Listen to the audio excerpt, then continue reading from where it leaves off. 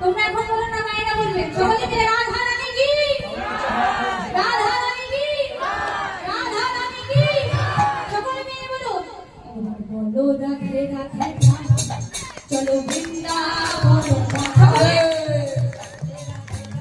আরো আরো জোরে,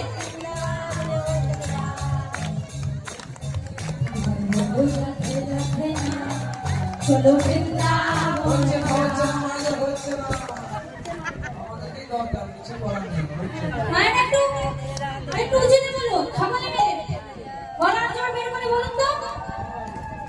বলো রাধে রাধে চলো বৃন্দাবন,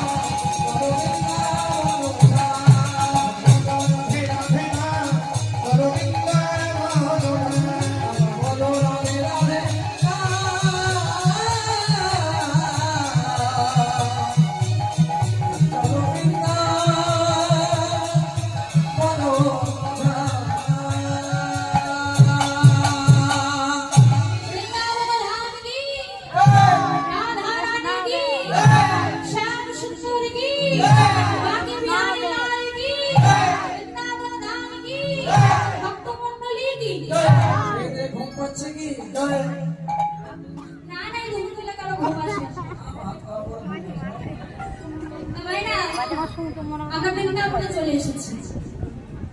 এতক্ষণ আমরা শ্রীধাম নবদ্বীপে দেখলাম গৌরহরি ভক্তগণকে নিয়ে দেবপূজায় ব্রতী হয়েছে। আর এখানে আমরা দেখব রাধা রানী আমার কেমন ভাবে ছলনার আশ্রয় করে সূর্য পূজা করতে। তাই রাধা রানী আমার জামাত মন্দিরে অষ্টসখীর সঙ্গে নিয়ে ললিতা, বিশাখা, চিত্রা, চম্পকলতা, তুঙ্গবিদ্যা, ইন্দুরেখা, রত্নদেবী এবং সুদেবীকে নিয়ে কৃষ্ণ কথা বলতেছিলেন। এমন সময় রাধা আমার বলছে, আমার এমন যে আমার বধূ শ্রীরাম, সুদাম, রাম, পরশুরাম সবাইকে সঙ্গে নিয়ে বসে